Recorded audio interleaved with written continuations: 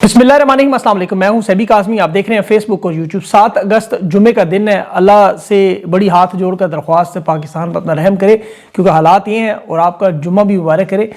America Iran की जंग की बड़ी खबर है। सबसे पहले तो जो अमेरिकी रियासतों में अभी 9 रियासतों में फ़ज़ाई ट्रैफिक कंट्रोल निज़ाम दरअमल हुआ। क्या ये 9/11 की तरह का हमला था या ये मामला क्या हुआ? पूरा एयर ट्रैफिक सिस्टम, वो मैं तफसील आपको बताता हूँ। ये पानी के प्लांट्स के बाद दूसरा शायद हमला है बहुत बड़ा। ईरान में भी अबनाए हरमज़ की अब जो नई शराइत आई हैं, 24 घंटों के अंदर जो मुआहदा होना था, उसमें इसराइल समेत जो ताहयात पाबंदी और हरजाने के दावे में आज क्या ट्विस्ट आ चुका है। और दिफाई मिसाइल भी ईरान ने आज नए सामने लाए। ट्रंप के लिए बड़ी मुश्किलात, एक तो सियासी जिंदगी मौत के दहाने पर। अक्टूबर में नेतन्याहू और नवंबर में ट्रंप का तख्ता उलटने के लिए दोनों ममालिक की अवाम तैयार है, बहुत बड़ी खबर है। और फील्ड मार्शल तैयब अर्दगान और शहबाज शरीफ मोहम्मद बिन सलमान से मिले। ये क्या मामला हुआ कि अचानक यमन में जंग की बड़ी इस वक्त जो हमला है उसमें शिद्दत हुई कि सऊदी ऑयल टैंकर का निशाना बना। 24 घंटों में खलीज अदन में दूसरा ऑयल टैंकर रास्ता बदलने पर मजबूर हुआ। नजरान एयरपोर्ट पर हमला हुआ, रडार पर हमला हुआ। उसके अलावा सऊदी हमायत याफ्ता जो सरकारी फौज है, उनके दोनों अड्डे हजरमौत समेत सिहोन इंटरनेशनल एयरपोर्ट को भी निशाना बनाया गया। ये बहुत बड़ा मामला चल रहा है। तुर्की पाकिस्तान की शमूलियत का अब असरात क्या होंगे, ये आपके सामने रखने हैं। और यूक्रेन रूस की जंग में भी आज अमेरिका ने यूक्रेन से हाथ उठा लिया। ट्रंप ने साफ साफ इनकार कर दिया। और पाकिस्तान में इक़्तिदार की आखिरी तैयारियों में आखिरी कोशिश, लाशें बिछाने के मंसूबे भी, 20 सूबों का शोशा भी। 27 सितंबर से पहले पहले क्या करना है। कश्मीर बलोचिस्तान की सूरत हाल भी गंभीर हो चुकी है। और खान रिहाई के मामलात में क्या मामला है। एस्टेब्लिशमेंट क्यों तस्लीम कर रही है कि इमरान खान के अलावा हम कुछ हासिल नहीं कर सकते। लेकिन वज़ीर आज़म के 3 मीम नामी उम्मीदवार भी इस वक्त, ये मीम कौन से हैं। लेकिन सबसे पहले तो अमेरिका में अभी जो 12 रियासतों में साइबर हमला हुआ, अभी इसकी तहकीकात चल रही है। लेकिन ये फ़ज़ाई ट्रैफिक कंट्रोल में 9/11 की तरह का निज़ाम दरम बरम हुआ है। अभी वहाँ मीडिया रिपोर्ट्स हैं कि कंट्रोल सिस्टम में वहाँ मवासलाती और नेविगेशन आलात अचानक ख़राब हो गई। एयर ट्रैफिक कंट्रोल जो रडार रेडियो सिस्टम मुकम्मल बंद हो गए। उसके बाद 9 अमेरिका की रियासतें जहाँ पर, जैसे अभी 12 रियासतों में पानी के प्लांट्स में हमला हुआ। ये फ़ज़ा में फिर दर्जनों परवाज़ें, एयर ट्रैफिक कंट्रोल से रब्ता ख़त्म हुआ, फ़्लाइट्स मनसूख हुई, इनके रुख बदलने पड़े, जहाज़ों को खित्ते से बाहर दूसरे रूट पर, दूसरे हवाई अड्डों पर मोड़ना पड़ा। और फेडरल एविएशन ने फिर तमाम हवाई अड्डों पर जहाज़ों की उड़ान रोक दी और सैकड़ों परवाज़ें ग्राउंड करनी पड़ी। 2 घंटे ये मुसलसल सिस्टम आउट रहा। इसे बजाय टेक्निकल खराबी कहा गया कि दूर कर ली गई, लेकिन अभी तक इसकी तहकीकात में यह साबित नहीं हुआ कि ये हंदाला साइबर हमला ईरान की तरफ से या मवासलाती निज़ाम में कोई खराबी हुई। लेकिन ये ऐन उस वक्त हुआ है कि अभी पानी के प्लांट्स पे जो आपको पता है 12 अमेरिकी रियासतों पर हमला हुआ है। और ईरानी हैकर्स जो है वो चीन और रूस के साथ मिलकर, शुमाली कोरिया के साथ मिलकर ये बहुत बड़े बड़े आपको पता है काम डालते हैं। ये बहरहाल मामला अपडेटिंग है, अभी इसकी तफसील आपको बताऊंगा। ईरान अमेरिका की जंग में अभी इस सूरत हाल में जिसमें पाकिस्तान तुर्की बराह रास्त नजर आ रहे हैं, जो 24 घंटों में हुआ उसमें देखें ईरान के साथ मुमकिन डील की आखिरी मोहलत गुजर गई है। और ईरान ने इस दौरान जो अपने मुतालबात इजाफा किया है, जो नया मुआहदा मुतबादल के तौर पर पेश किया है, यानी पिछले मुआहदे से ज़्यादा सख्त शराइत ईरान ने रखनी है। और जो अमेरिका बार बार कहता था कि अब हरमज़ खुली हुई है, तो ईरान की तरफ से फिर अब जवाब आ गया कि इस वक्त चूँकि खुली हुई है आपकी मतलब अपनाए हरमज़, तो फिर वही होगा जो हमारे अंदाज में होगा। रात गए फिर ओमान में जो ये पूरा मामला है, इसे आप इस तरह देखें आसान अल्फाज में कि अमेरिका को शिकस्त का एतराफ़ करना पड़ रहा है। जंग अमेरिका हार चुका है। और ये मिड टर्म इलेक्शन से पहले आपको पता है इस वक्त थिंक टैंक देखें आप, अमेरिकी सियासी माहिरीन, तज्जिया निगार, बल्कि ट्रंप की अपनी पार्टी के लोग कह रहे हैं कि हम इस वक्त बदतरीन हालत में हैं। डोनाल्ड ट्रंप जहां एक तरफ असले के ज़खायर इस हद तक गिर चुके हैं कि अब 2032 तक ये बहाल नहीं हो सकते। और इस सूरत हाल में दोबारा अगर मैदान जंग में आना पड़ा, B-52, B-1, B-2 बम्बार लाने पड़े, तो वो बम्बारी बड़ी मुश्किल नजर आ रही है। इस 5 महीने की जंग में अमेरिका $37 अरब का नुकसान तो तस्लीम कर चुका है, 18 फौजी तस्लीम कर चुका है। और मिडल ईस्ट में जो 15 फौजी अड्डों की तबाही है वो मान चुका है। पेट्रोल गैस की कीमतें और मशरिक़ वस्ता में अदम इस्तेहकाम सबके सामने है। इसराइल के साथ जो बढ़ती कुर्बत, उसका नुकसान अब ट्रंप की मकबूलियत का आप देख लें कि एक तरफ राउटर्स के नए सर्वे में आज सिर्फ 35% मकबूलियत रह गई है। 65% अमरीकियों ने छोड़ दिया इसे। अपनी पार्टी के अंदर 100% मकबूलियत होनी चाहिए थी, 66% रह गई। वहाँ इनके जो रावी हसन और MF जैसे लोग हैं, ये जैसे फील्ड मार्शल के, वो सिर्फ इसके साथ हैं। बाकी वो तमाम लोग जो ट्रंप को इलेक्शन में मुहिम में मदद करते रहे, वो अब सब तस्लीम कर रहे हैं, ख़त्म हो चुके। असलहे के बारे में ये दावा अलबत्ता ज़रूर किया जा रहा है कि ये सरप्राइज़ हमले की तैयारी भी हो सकती है। जैसे 2025 जून में हमले में या फरवरी 28 को हमले में कहा गया था कि जी हम मुज़ाकरात कर रहे हैं, और ऐन मुज़ाकरात में उलझा कर ये तबाहकुन हमले किए गए। तो ये असलहे की कमी का ये एक ऐलान हो सकता है, एक वारदात हो सकती है। کہ امریکہ کو کمزور ثابت دکھایا جائے اور پھر اچانک حملہ کیا جائے، کیونکہ اسرائیلی انتخابات بھی ہیں، امریکی انتخابات بھی ہیں، یہاں آپ کو پتہ ہے یہ حملے چاہے اسرائیل سے کروائیں یا امریکہ خود کرے، پھر موسم کا بہت بڑا اثر ہے، سردیوں میں آپ کو پتہ ہے زمینی فوج بھی داخل کرنا نسبتاً آسان ہے، لیکن یہ بدقسمتی صرف یہ ہے کہ اس وقت ایران نے جس طرح پہلے دونوں حملوں کے درمیان تیاری کی، اب اس دفعہ وہ 4 گنا بڑی تیاری کر چکے ہیں۔ روس چین سے انہوں نے دھڑا دھڑ میزائل لیے ہیں، نتنے ہتھیار لیے ہیں، اور اس لیول پہ لیے کہ اگر لیڈرشپ یا انفراسٹرکچر پر حملہ ہو تو پھر ظاہر ہے وہ عرب ممالک میں جو تنصیبات ہیں وہ کاروائی اتنے بڑے لیول پر ہے کہ یہ اب امریکی اڈے اس قابل نہیں ہے کہ ان کا دفاع کر سکیں، یہ تو اب سب کے سامنے ہے۔ خاص طور پر اسرائیل کا بن گوریان ایئرپورٹ جو ہے وہ بہت بڑا ممکنہ ہدف ہے۔ اب اس لیے کوشش ہے کہ پراکسی وار کی کوشش کی جائے، عرب ممالک کے ذریعے، زمینی راستوں کے ذریعے پورا نیٹ ورک بنایا جائے، اور اس میں سعودی عرب کی انٹیلیجنس نے ابھی یہ دعویٰ کیا ہے کہ پاسداران انقلاب عراق کے اندر جو ایران کی ملیشیاں ہیں اور یمن کی حوثیوں کے ساتھ مل کے سعودی عرب کے خلاف ایک بہت بڑی کارروائی کرنے جا رہے ہیں، بہت بڑی۔ سعودی انٹیلیجنس کی رپورٹس ہیں۔ اس کے بعد پھر اچانک ترکی اور پاکستان کو فوراً بلایا گیا، اور عین اس وقت بغداد میں ایران کے جو حامی گروپس ہیں وہ بڑی تیزی سے، پاپولر موبلائزیشن فورس ہے، حزب الشعبہ ہے، یہ تیار ہے، اور وہاں بھی بغداد کی جو عراق کی سرکاری فوج ہے وہ ان کے خلاف لڑنے کے لیے تیار ہو چکی ہے۔ یمن میں بھی حالات اس وقت بڑے خطرناک ہیں، وہاں جو شدید جنگ جاری ہے، حوثیوں نے جو سعودی حمایت یافتہ یمن کی سرکاری فوج ہے ان کے اڈوں پر میزائل سے دوبارہ حملہ کیا ہے، اس میں 30 مزید یمنی جنگجوؤں کے مرنے کی اطلاعات ہیں، اور وہاں پر جو سعودی بیکڈ حکومت ہے وہ شدید ترین خطرے میں ہے۔ ایران کے جو حامی گروپس ہیں وہ حکومت اکھاڑنا چاہتے ہیں، اور یمن کی حکومت ان کے خلاف ایک بڑا آپریشن کرنا چاہ رہی ہے کہ حوثیوں کو ہم روکیں، بالکل اس طرح اسرائیل میں حزب اللہ کے خلاف اسرائیل کر رہا ہے، سارے اس کے ساتھ ملے ہوئے ہیں، یہاں بھی یہی معاملہ ہے۔ اب سعودی عرب کو خطرہ ہے اپنی آئل ریفائنریز کا، ٹینکرز کا، ایئرپورٹس کا، باب المندب کا، بحیرہ احمر کا۔ اب اس آپریشن میں امت مسلمہ کی ضرورت ہے، آپ کو پتہ ہے فیلڈ مارشل شہباز شریف، طیب اردگان کو ہنگامی محمد بن سلمان کے ساتھ بلایا گیا ہے دفاعی معاہدے کے لیے، جسے ایک دفعہ پھر تاریخی معاہدہ کہا جا رہا ہے، دنیا کی تاریخ کا سب سے بڑا۔ حالانکہ پچھلے سال ہی گھنگرو انہوں نے ابھی تک اتارے نہیں ہیں، اچھل اچھل کا وہ جو معاہدہ تھا، ایک پر حملہ دوسرے پر حملہ، اور حملے آپ کے سامنے ہو رہے ہیں، حرمین شریفین کے تحفظ کے وہ ڈرامے سارے آپ کو یاد ہوں گے۔ اچھا، یہ بالکل ان کی پرانی تصویریں آپ دیکھیں نا، کبھی اسلامی کارڈ کھیلا جاتا ہے جو یوگنڈا کے جنرل ایدی امین سے لے کر پاکستان کے ہر جرنیل کے ساتھ ہوا ہے، مارشل آرٹ لگانے سے پہلے یا کسی کا قیام سے پہلے یا پاکستان میں اقتدار کی تبدیلی سے پہلے خانہ کعبہ جاتے تھے۔ پرویز مشرف جیسا بندہ روشن خیال بھی جاتا تھا، جنرل ضیاء الحق وہ تو کہا جاتا ہے امامت کرواتا تھا جا کے، لیکن یہ بھول جاتے ہیں کہ ابو جہل، ابو لہب، یہ سارے وہاں خانہ کعبہ میں باقاعدہ عبادت کرتے تھے، طواف کرتے تھے، اپنے اہم فیصلوں کے لیے خانہ کعبہ جایا کرتے تھے۔ یہ تمام مشرکین مکہ کا دستور بھی تھا۔ اب یہ جنرل ضیاء الحق ہو، ایوب خان ہو، مشرف ہوں، یہ سارے پہلے عمرہ اسی لیے کرتے ہیں کہ امت مسلمہ کے دفاع کا چورن بیچا جائے، لیکن دفاع یہ صرف اور صرف ہوتا ہے شاہی خاندان کا، کیونکہ یہ سعودی عرب نے، آپ کو پتہ ہے، امریکہ، برطانیہ، یوکرین، فرانس، مصر، روس، پاکستان سب کے ساتھ کیا ہوا ہے، کاغذات میں سب کے ساتھ۔ 1950 میں پہلا دفاع ان کا ہوا تھا، جب اسرائیل کی 1967 کی 6 دن کی جنگ لگی یا یوم کپور کی جنگ لگی تو اس میں شامل نہیں ہوئے۔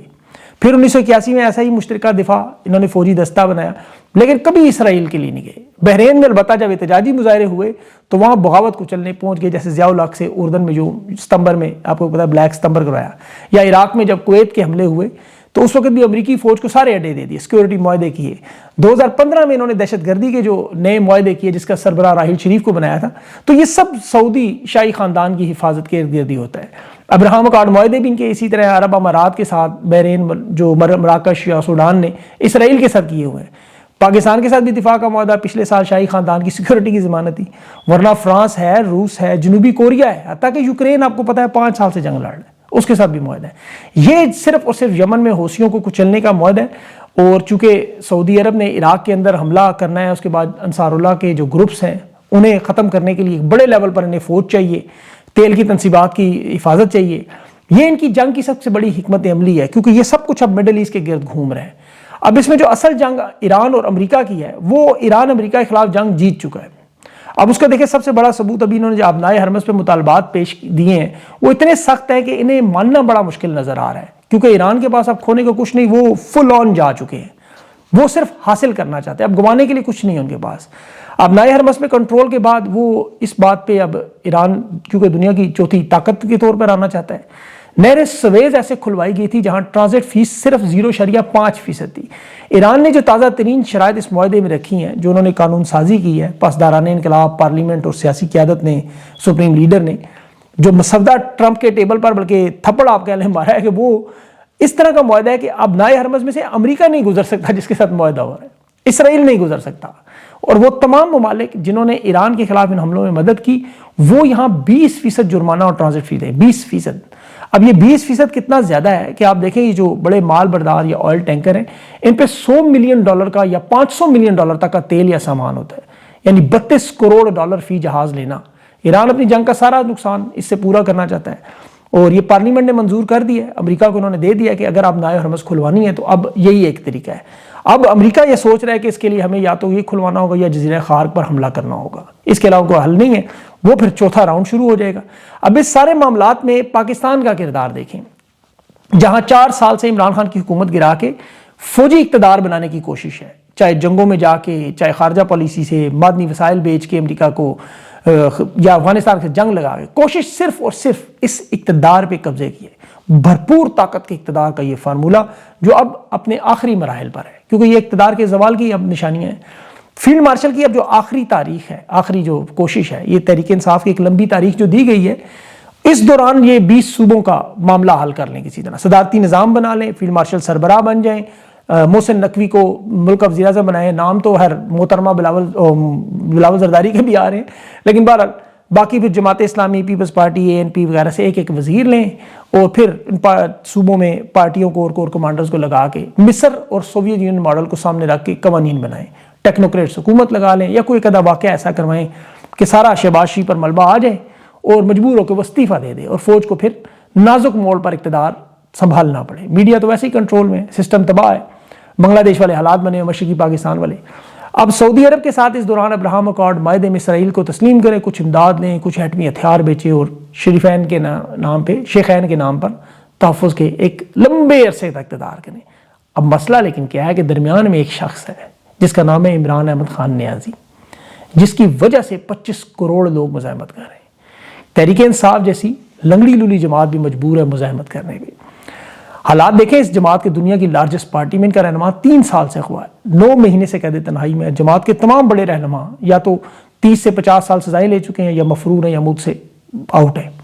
تحریک انصاف کا انتخابی نشان نہیں ہے، جماعت کو غیر اعلانیہ کالعدم قرار دے دیا گیا ہے، کسی الیکشن میں حصہ نہیں لے سکتے، کوئی جلسہ جلوس ریلی نہیں کرنے دیتے، جنرل ڈائر کی طرح ان کے اوپر گولیاں چلائی جاتی ہیں، 65,000 مقدمات ہیں ان کے، اور خواتین، بچے، بزرگ یہ مشرقی پاکستان کی عوامی لیگ کی طرح ظلم و ستم برداشت کر چکے ہیں۔ اب یہاں یہ لوگ پھر بھی کیا کہتے ہیں باہر پر کہ لانگ مارچ کی کال دو، 27 ستمبر کے لانگ مارچ سے پہلے کہتے ہیں ابھی کرو، ڈی چوک چلو۔ ہر جلسے میں ان کے نعرے کیا لگتے ہیں؟ ڈی چوک، ڈی چوک۔ یہ نون لیگ کی طرح یا پیپلز پارٹی کی طرح ختم نہیں ہوئے، پاکستان کی عوام نے انہیں نہیں چھوڑا، کیونکہ ان کا لیڈر آج بھی موجود ہے۔ عمران خان پر لوگ جان دینے کے لیے تیار ہیں۔ دیکھیں عمران خان 3 سال سے قید ہے، 9 مہینے سے قید تنہائی میں۔ مظالم کی ایک ایسی تاریخ ہے جو قوم متحدہ نے مان لی ہے۔ عمران خان نے اپنی جان اور اپنی صحت اس وقت داؤ پر لگائی ہے۔ پاکستانی سوچتے ہیں، ہم سارے اوورسیز پاکستانی زیادہ سوچتے ہیں کہ عمران خان بھی لندن چلا جائے، اپنے بچوں کے ساتھ زندگی گزارے، کرکٹ پہ جا کے کمنٹری کرے، بڑے بڑے شاپنگ سینٹروں میں گھومے، کافیاں پیے، پیزے کھائے، پرسکون زندگی بسر کرے، اچھی گاڑیوں میں گھومے۔ کبھی کبھی میں بھی یہ سوچتا ہوں، سچ بتاؤں، کہ یہ ناز و نام سے پلا ہوا یہ دنیا کا اتنا بڑا سیلیبریٹی، پاکستان کا واحد آئیکن، 9 مہینے سے قید و تنہائی، تشدد، ایک وہ 17 گریڈ کا بدکردار اڈیالہ جیل کا سپرنٹنڈنٹ وہ ظلم کر رہا ہے۔ لیکن پھر پاکستان کی تاریخ دیکھتے ہیں کہ کیوں عمران خان نے اپنی جان اور صحت داؤ پہ لگائی ہوئی ہے۔ عمران خان نے ان کا مارشل آرٹ روک کے بیٹھا ہوا ہے۔ یہ جو جرنیلوں کا فارم 47 کا نظام ہے کہ اطمینان اور سکون سے حکومت کریں گے، لوٹ مار کریں گے، انہیں اتنا کمزور کر دیا، اتنا بزدل کر دیا کہ ابھی دیکھیں فیلڈ مارشل صدر نہیں بن سکتا، پورا قانون اس نے رون دیا، آئینی ترامیم ساری کروا لی، پورے کا پورا نظام خود اپنے منہ سے تسلیم کر گئے کہ تباہ نظام ہے، اتنا تباہ کہ سپریم کورٹ اور ہائی کورٹ کے ججز کی یہ حالت ہے کہ قید تنہائی اور ملاقات کا آرڈر تو چھوڑیں، یہ اپنی عدالت میں عمران خان کو نہیں بلا سکتے۔ سپریم کورٹ نے ملٹری میں جو کورٹ میں سزا یافتہ لوگ ہیں 45 دن کی اپیل کا حق خود دیا ہے، نہیں کر سکتے۔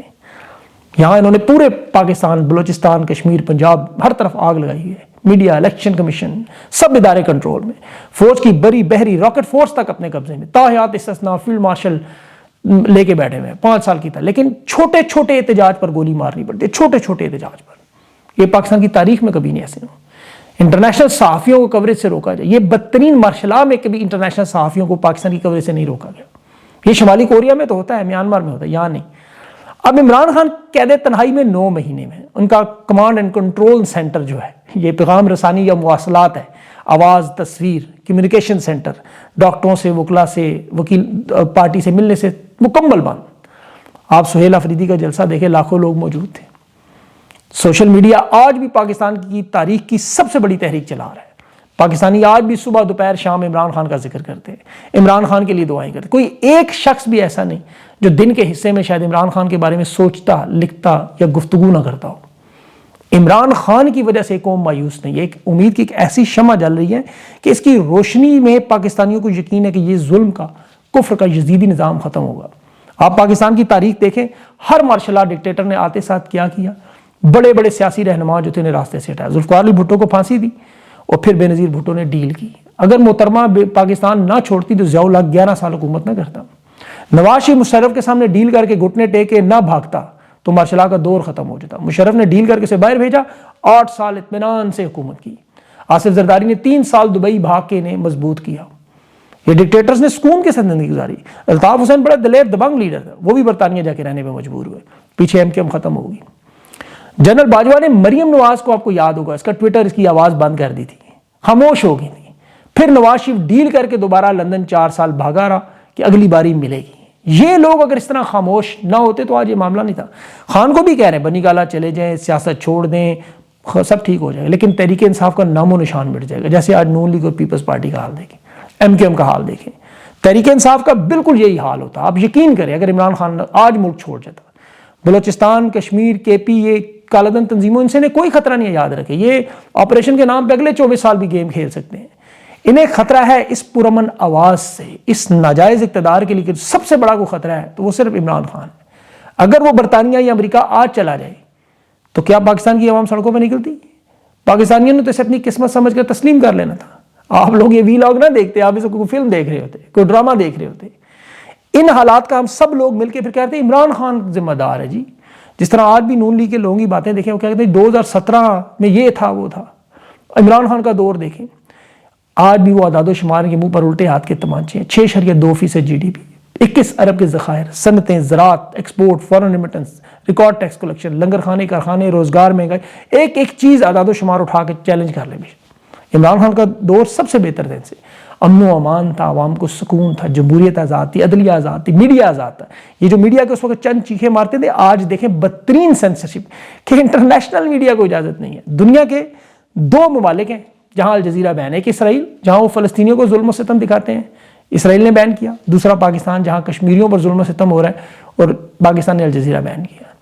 یہ انٹرنیشنل صحافی جو ان کی حمایت میں لکھتے تھے وہ بھی آج چیخ رہے ہیں کہ جی 2 مہینے سے آزاد کشمیر کو مفتوحہ مقبوضہ کشمیر بنایا ہے۔ حالات دن بدن اس لیول پہ ہیں کہ 2 مہینے ہو چکے ہیں، لاکھوں لوگ سڑکوں پر بیٹھے ہوئے ہیں پرامن انداز میں، ان کے دھرنے آج بھی جاری ہیں اور ان کے اوپر یہ بڑا آپریشن کی تیاریوں میں بیٹھے ہوئے ہیں۔ بلوچستان میں، KP میں روز موت کا نگاہ ناچنا، روز لاشیں اٹھائی جا رہی ہیں، روز نمبر بتا دیتے ہیں، اتنے ہم نے مار دیے، اتنے ہمارے ہو گئے، آپریشن کی تعداد بتا دیتے ہیں۔ اسٹیبلشمنٹ نے، فیلڈ مارشل نے فارم 47 کی یہ پاکستان کو توڑنے کے منصوبے کا جو بنایا ہے اس کے بچنے کا ایک ہی صرف طریقہ ہے، صرف ایک، وہ ہے ڈیالہ جیل کی طرف۔ ٹرمپ اگر ایران کے سامنے سرنڈر کر سکتا ہے تو یہ کیا چیز ہے؟ ان کے پاس اس کے علاوہ اور کوئی حل نہیں ہے۔ اللہ کرے انہیں عقل آئے، جمعے کی نماز میں آپ دعا ضرور کریے گا۔ اپنا خیال رکھیں، مجھے اجازت دیں، اللہ حافظ۔